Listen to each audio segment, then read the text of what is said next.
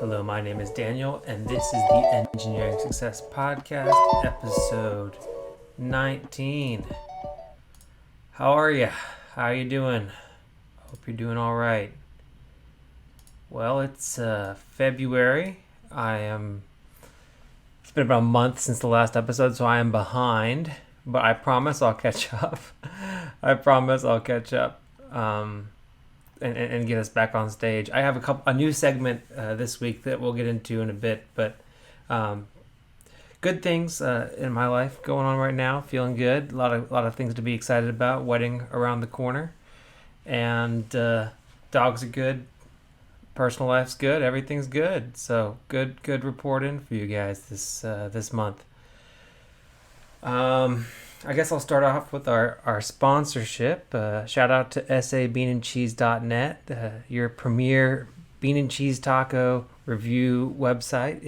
Especially if you're in the San Antonio area, definitely the best place to go to if you want to try different taquerias around town. Tacos are rated from a scale of 1 to 5 and are given a score of 7 out of 5 to 1 out of 5, with 5 out of 5 being, I guess, the expected for San Antonio, and 7 out of 5 being absolutely blow your mind good. And I will say that they have some really, really good takes on there and some real stinkers that they pointed out as well that I've managed to avoid. So sabeanandcheese.net for your bean and cheese taco and other taqueria needs. All right, so what is our recurring segment this week?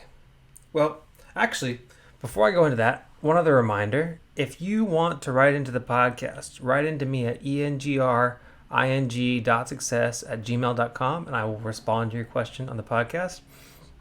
And if you want to support the podcast, like sabeanandcheese.net, $10 a month recurring through Anchor gets you a shout out at the beginning of every single episode.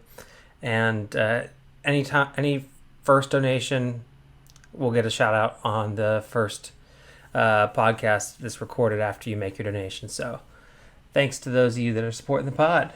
All right, so this week's first recurring segment is This Week in LinkedIn Lunatics. Yep, I have discovered a new subreddit that is my favorite thing. It's called r/LinkedIn Lunatics. And I mentioned earlier on in a previous episode that I hate LinkedIn influencers. I think that they're just worse than any other kind of influencer that's out there. So, that being said, I have found my favorite post that I've seen from a LinkedIn influencer, and here's what it says. The person who found this, they posted, their caption was, "Look, I understand your concern for people out there, but giving jobs without interviewing the candidate does not make sense." So here's what the post is on LinkedIn. This person is, their job description is ranked blank in the world for VC and startups. Okay. And their post goes, "I hired her without an interview." He goes on to say, "Dear hiring managers, it's my humble request to hire on the basis of situations.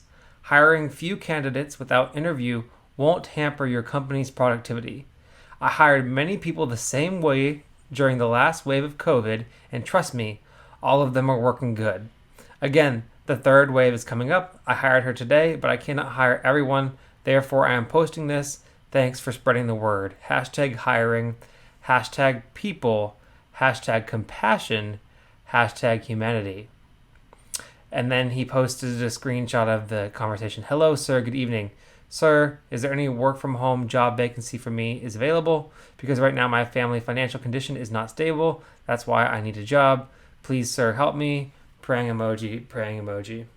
And then they responded in their chain, "Hi, blank. I can understand your problem. We are hiring you for a social media management role. No need for any interview.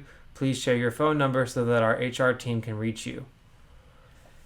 And that is just interesting. And it got 11,000 positive impressions on LinkedIn. That's just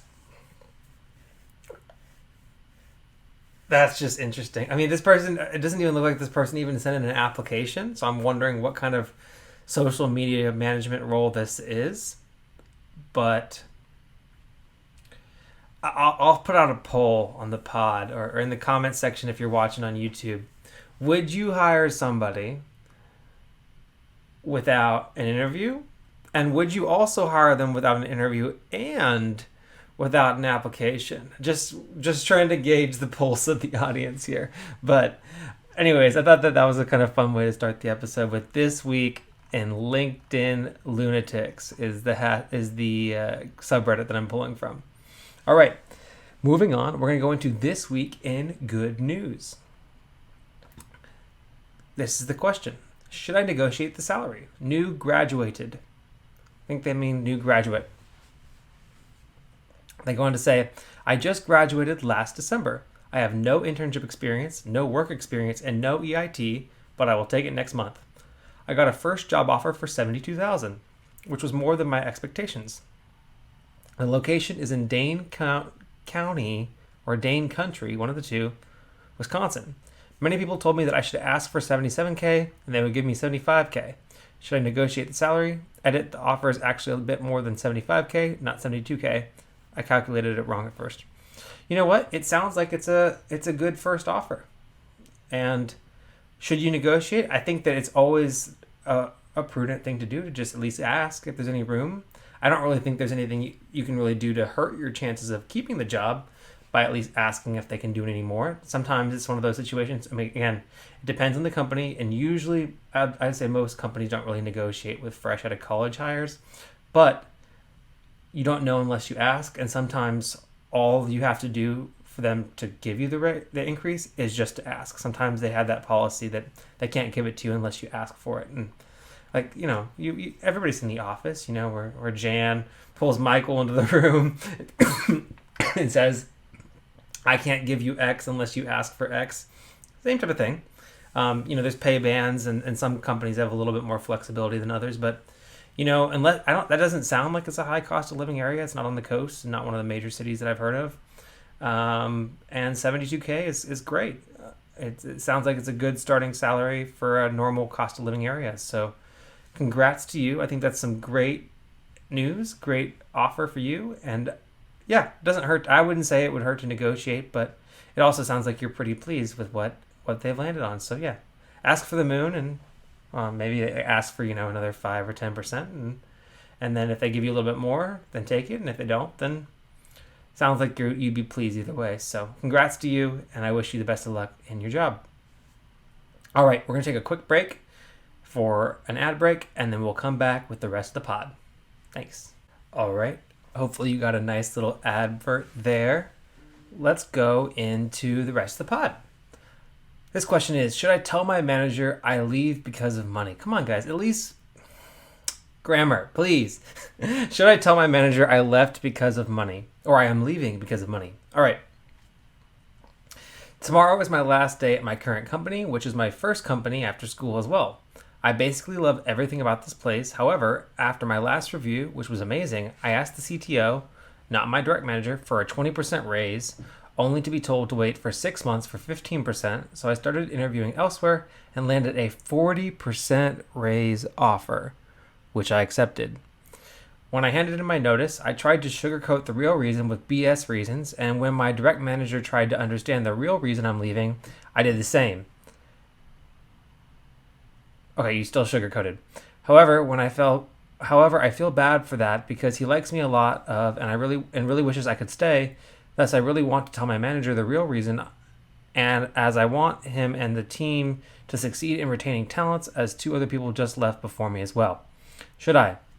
Yes. Money is a perfectly legitimate reason to leave a role, especially if it's another role that fits for you.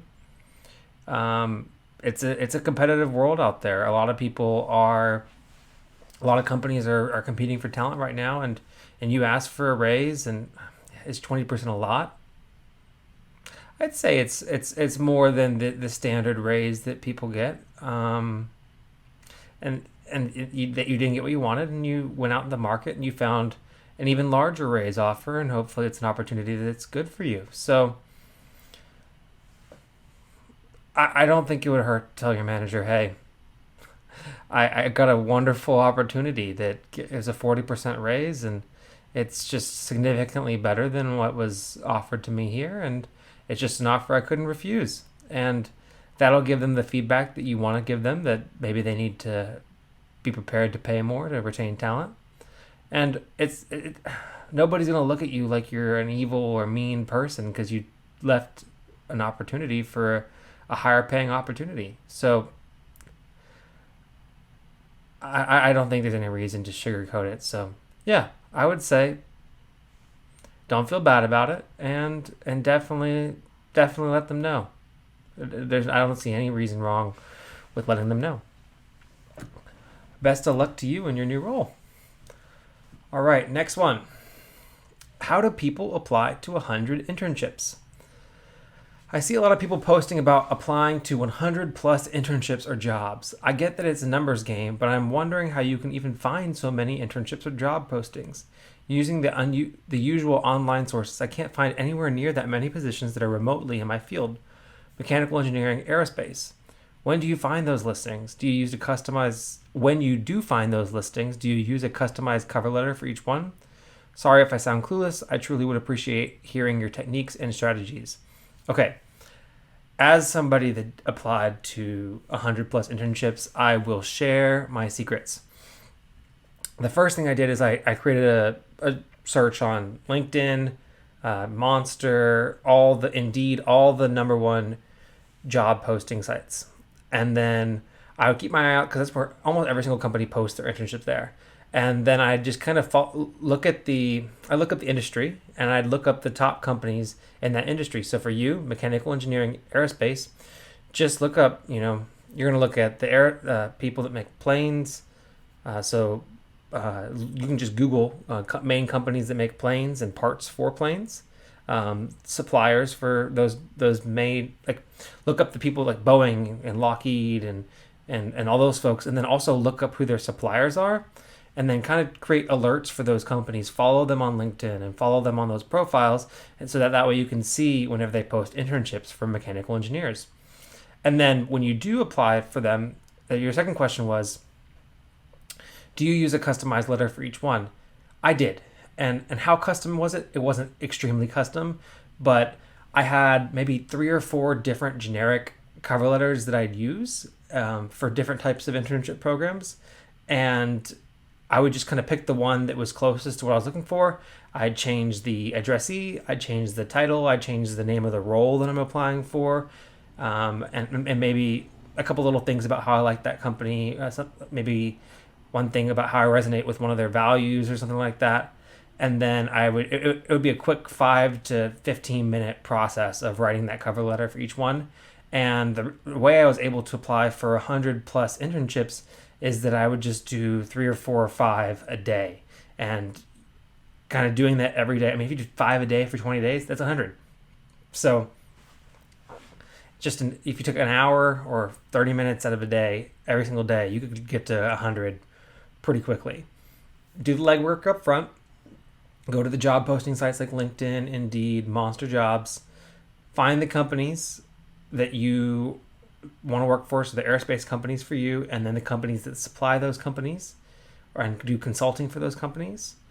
And then set up your alerts, and then whenever the internships come up, then you just apply for them. And you have a standard resume that you what I made was I made a CV, which was like a long version of my resume, and I would just customize it for each individual application. I just have like a different folder for each one of these companies, and then I had a standard cover letter, and I just modify that cover letter for each different company that I was applying for.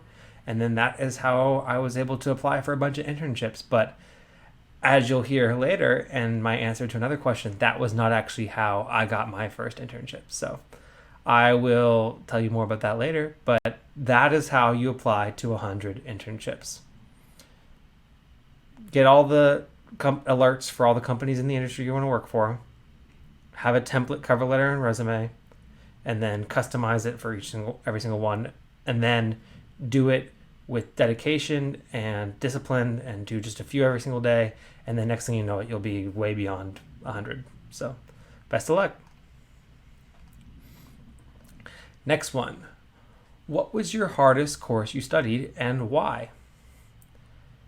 Mine was multi-phase heat transfer, a master's level course. This course combined fluid mechanics, thermodynamics, and heat transfer all into one. To put the cherry on top, we had to study all that stuff for two-phase flows. After 17 years of education, it was the first time I was scared of failing an exam. LMAO. Um, for me, fluids and thermo and heat transfer were definitely all hard, and they're probably all in my top five. I'd say the hardest class I studied in college was probably partial differential equations. That was the one class that I thought I actually had a good chance of failing. And that was just like, I don't know, that was like my second semester of my sophomore year. I think it was the combination of the course material being very difficult and then my personal life. That was probably the hardest semester of college for me personally as well. So I think that definitely contributed to it. But yeah, definitely partial differential equations. I walked out of my final exam and I was like, I did my best. I don't know if I'm going to make it. But I'll tell you this, I passed the class. I ended up getting, I think, a much better grade in the class than I thought I was going to get. And then, obviously, fluid dynamics is the class I took the next semester where you apply, or was it either the next semester or the semester after that, where that partial differential equations is applied. And I'll tell you, I mean, it's crazy. I thought I struggled in partial differential equations, but whenever it came to actually applying it in my fluids class, I actually kind of got it. And maybe I'm having like the opposite of recency bias, where I'm thinking that I was better at fluids than I actually was. Fluids was probably the second hardest class that I had. So maybe, but I mean, I got through it. I knew enough PDE, as we called it, to get through fluids. But yeah, definitely partial differential equations was the hardest class I ever had. And some people that are engineers might be listening to this and like, what's partial differential equations? So the way that math was at Trinity is some universities you take a linear algebra class and a differential equations class separately. And at Trinity, we took a class called differential equations and linear algebra, which was the class we took after the calculuses. After calculus 1 through 3, we took differential equations and linear algebra. We called it DiffEq. And then there was another class called partial differential equations, which is where basically we went even further. And I know that some schools, they don't have that. They go a little bit further into PEs, a little bit in their differential equations course, but that's how Trinity did it. And I'm glad they did it that way, because it definitely set me up and gave me a good foundation. And by the time I got through fluids and I was in heat transfer, I mean, PDEs made sense. So it did definitely served its purpose. But man, that was a tough class. It was one of those classes that was really tough for a lot of people in my engineering program, because a lot of them were actually taking it at the same time. Excuse me. We're taking it at the same time as fluids, but I didn't take them at the same time. I took PDE first. But yeah, that's definitely the hardest course for me. I'd be curious, though, those of you that are on YouTube, what your hardest course was in your engineering program, if you're an engineer. And if not, whatever your major was and what the most difficult course you took was, definitely share that down in the comments below. And I will post about that as a poll question on the social media accounts as well. And if we get enough good answers, I'll read them out on the next podcast. All right. Next one. A full-time engineering job and a remote part-time job. What are some things I should consider if I do take it? Interesting. All right, let's read this question. I was fortunate enough to be headhunted by a recruiter. They're looking for someone to work 15 hours a week. My job says I cannot do anything that competes with my main role in any way. P.S. I have only been working full-time for a year. What is a good way to know if this second job is competing? I assume it's not. But is there an intuitive way without asking HR? Okay. This is interesting. First question. Are they competitors? Are these companies competitors? I'd say that's the first way that you'd find out. And would working for one company violate an NDA for the other company? That is the easiest way to figure out whether or not they're competing. And if they're not, then you're past that part. But here's the part that I'm more concerned about. Does the second company operate during regular business hours? And by that I mean, will you be required to take some time in the traditional Monday through Friday work week that you already work on with your first company to do work for the second company? If there's a conflict there, then maybe you should avoid this. In fact, you said you've been working at this company for 1 year. I think that the most important thing for you to do as an employee that's working somewhere in your first year is to do a really good job in your first job and at least get that first promotion. That first impression that you make in the professional workforce as an employee is a big one, in my opinion. And it sounds like you're putting yourself into a situation with a little bit of gray area and where you could potentially be hurting yourself. So in general, I would say probably avoid this. Now, does that mean that on the weekends you can't do like a part-time job? Say, for example, if you have student loans and you're trying to pay back your student loans and you wanted to pick up a waitressing gig on the weekends or in the evenings, or I caddy sometimes for fun because it comes with free golf and it's a nice little extra spending money and I enjoy it. And it's on the weekends and it doesn't get anywhere close to interfering with my current commitments. But that is completely different than working another engineering job. That's definitely something that I wouldn't ever consider doing. And,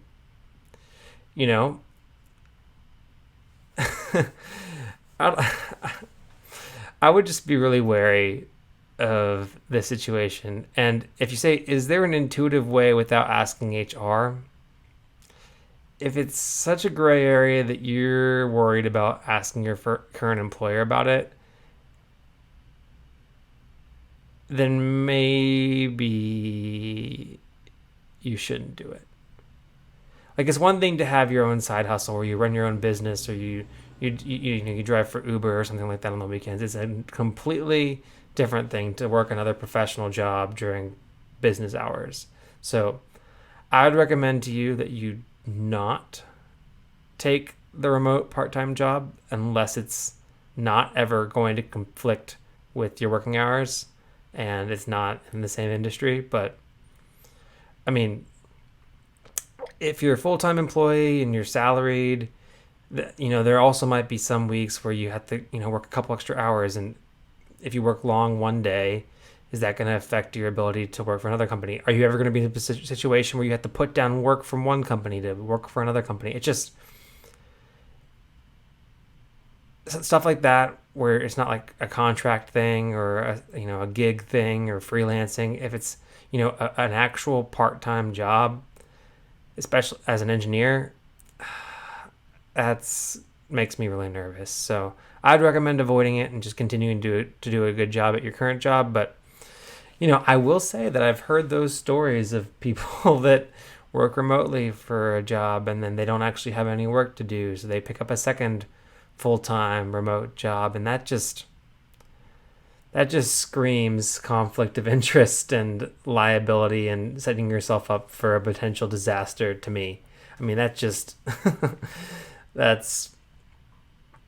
scary. And I mean, could you pull it off? Probably. I mean, yeah, you probably could pull it off, but I'm not going to sign off on it and I'm not going to recommend it. So there's my 2 cents, but I wouldn't do it if I were you. But if you do, let us know. Let us know how it goes. All right.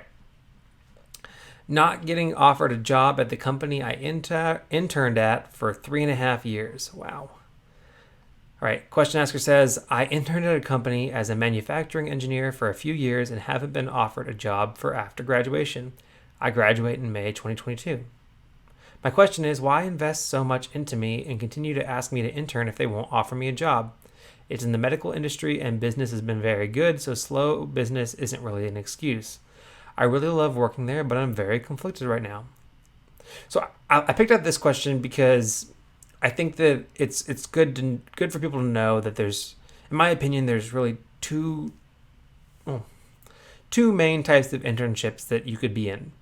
The one where it's an investment where the company is looking to hire you for a full-time job, and then the internship is kind of treated more as like kind of like an interview for the intern, and that's kind of the mentality you have to have. And then there's the other kind of internship where the company is just trying to get as much out of you as they can at an affordable labor rate, or a market rate for somebody with your experience.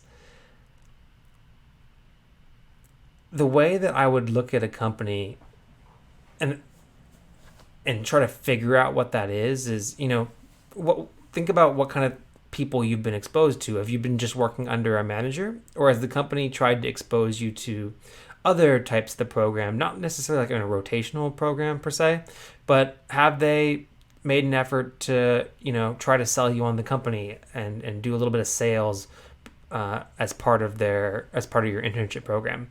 That's probably a good sign that it's the kind of internship where it's going to likely lead to a full-time offer.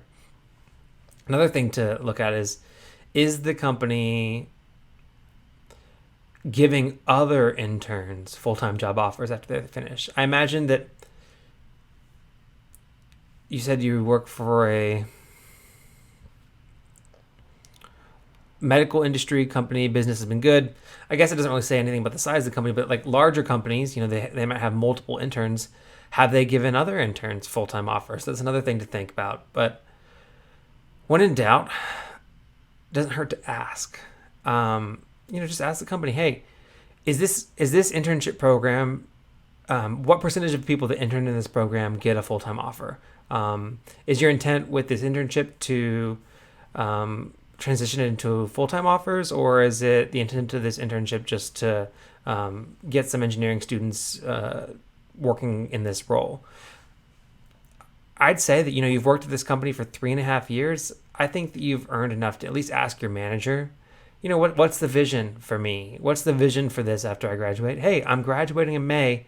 I really enjoyed working here. I'd like to work here full-time if that's an opportunity. Is that something that might happen for me? Is that something that y'all are in a position to do? It might be that they just assumed that you were going to continue working in this role after you graduated, and that's definitely obviously not cool with you. But I mean, you never know. These companies, I don't know how much they know about you or how much they're paying attention to you, but you really never know, right? So they continue to ask you to intern. So I would say just reach out to your manager and say, hey, I've enjoyed interning here. I'm graduating in May, as you know. What can I do to get a full-time job? And what would that look like? What kind of roles are available for me? So obviously, you probably wouldn't want it to be the exact same role because you'd want more responsibilities and more pay as somebody that graduates with a degree. But I think that you're going to find out by asking. I think that that's where you're going to get the most answers. So I recommend reaching out and just asking. So that's my response here. But yeah, that would stink. But I would also be prepared to start looking for other jobs, and don't just expect that you have this one in the bag. The other thing is like they could be giving you a job offer, but the job offer might suck.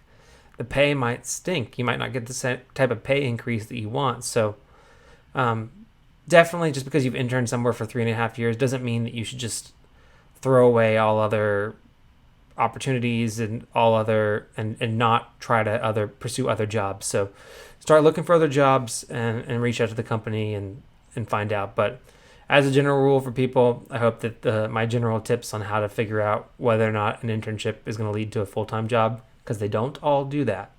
I hope you found those tips helpful. All right. Next question.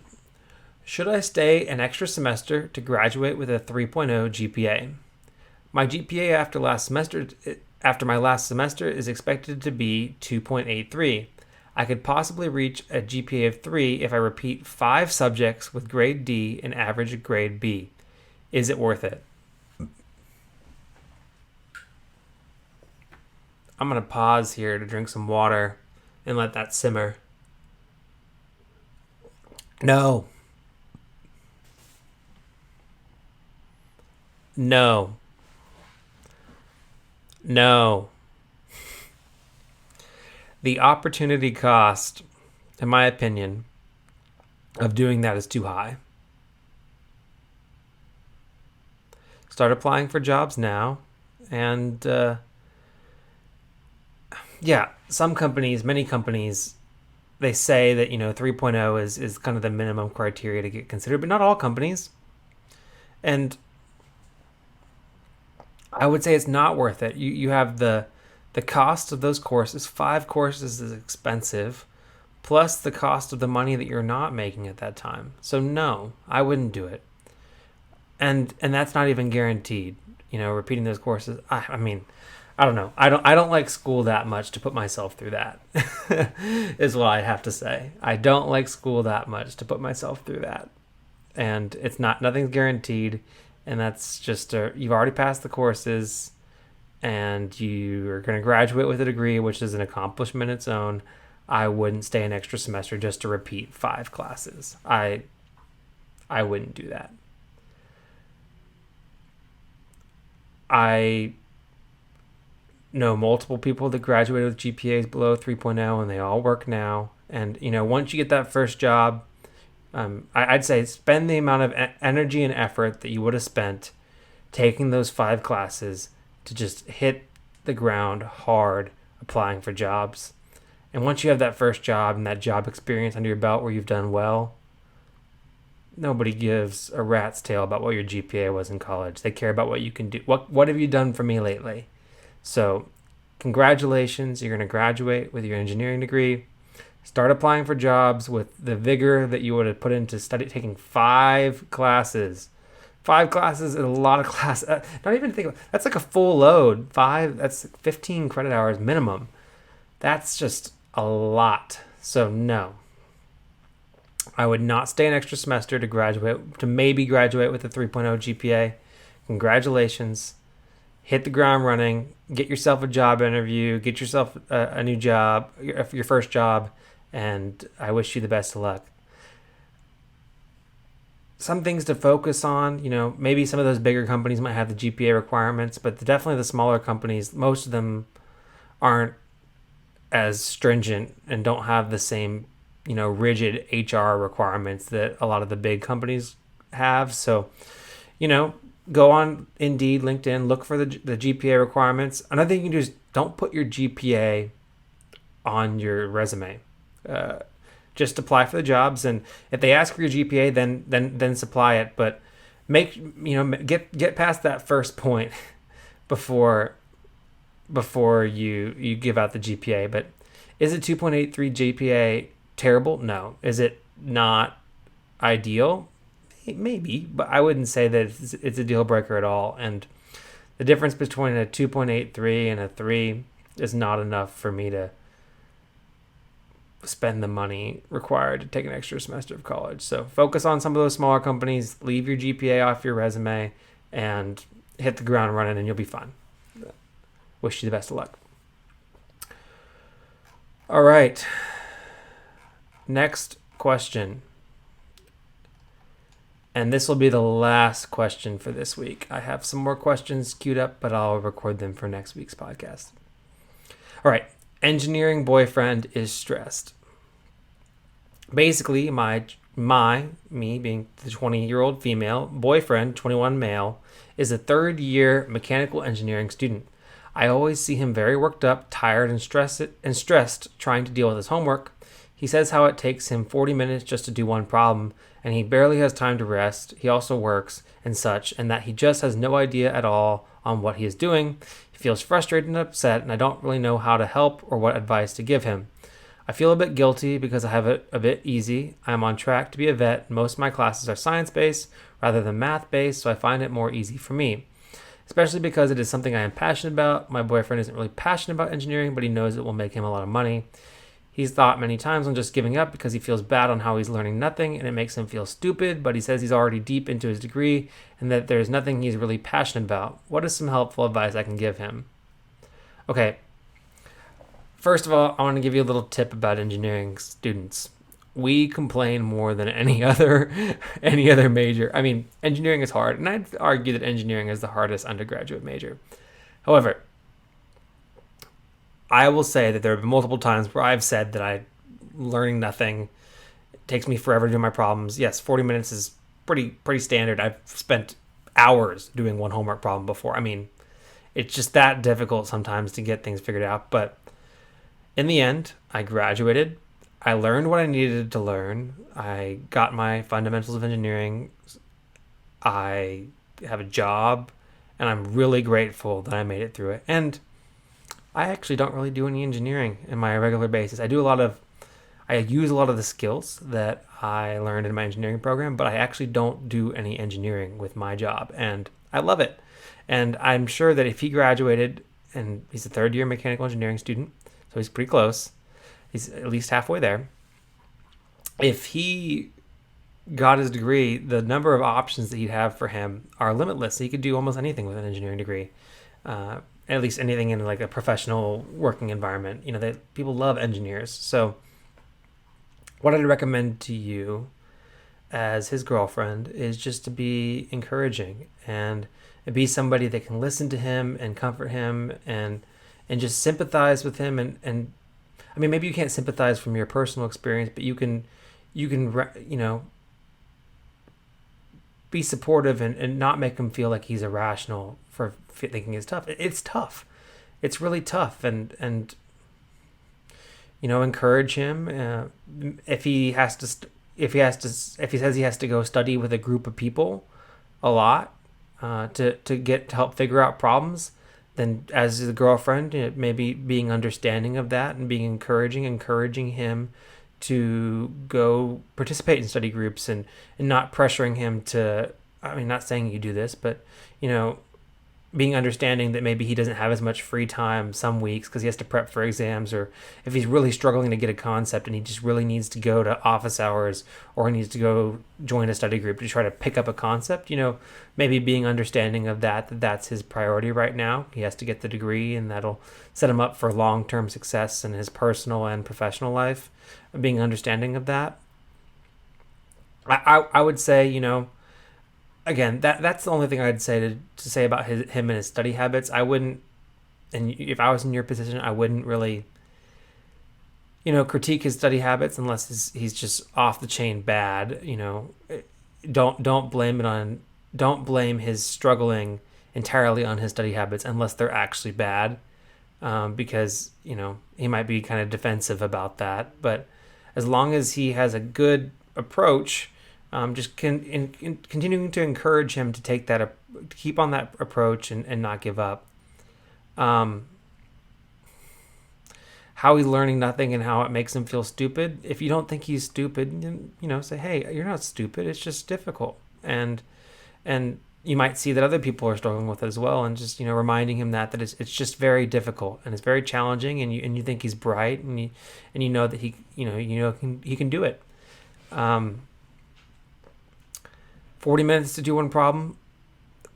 Point him to this subreddit and everybody will tell him that yes, it takes that long to do these problems, but it doesn't take as long whenever you have people around you to help you understand things, and you don't feel as alone whenever you have other people that you're around that are also going through the same thing as you. And he'll also learn a lot by just talking to other people about it. Maybe if you and him, if you study well independently, maybe if you want to study together, maybe being willing to study where he needs to study, another thing you could do. But what else would I say? The things, Maddie was a really good supporter for me whenever I was in engineering. We set up specific times of the week that we knew that we were going to get to spend time, but we just had very realistic expectations going into each week. I kind of set the expectation. I was like, hey, this is going to be a rough week, and I'm not going to have much free time during XYZ, but at the end of the week, we'll go on a date or something like that. And we just, having good streamlined communication around our relationship made it easier for me to then focus on my studies when I really needed to focus on them. So I wouldn't really focus on giving him advice on how to be an engineer or on problems or anything. Don't help him with his homework, but I'd just say be positive and encouraging and understanding that he might need to be studying with other engineering students during his time. And it's the problem solving, it might require more group thought than maybe some of your pre-vet courses might require. I know I wasn't in that experience. I knew some people that were in pre-med, and some of them studied well in groups and some of them studied better independently. So maybe he has a different approach to studying. He might benefit from a different approach to studying than you, but just be positive and encouraging, and you use good lines of communication about your relationship with him. And I think allowing him to really be an engineering student, being a good student within the context of your relationship is really what you should focus on. But yeah, it's tough. It definitely is tough, and I can definitely sympathize with all the things that he is feeling now. So all right, so that's this week's episode of the Engineering Success Podcast. I hope you enjoyed it. If you want to write in your own question, again, write into engring.success@gmail.com. Subscribe to me on YouTube, Anchor, Apple Podcasts. Give me a 5-star rating and I'll share it. If you give me a 5-star rating, I will read it if it is appropriate on the podcast. And as always, thank you all for your support, and I'll catch you in the next one. Peace. I'm not complaining. My thoughts get complicated. I cannot explain in layman's. Never losing focus because I ain't chasing payments. Still playing in the basement while I'm working on arrangements. They heard the kid in 50 countries. Thank God that's amazing. But I'd rather thank Spotify. They put me on the station.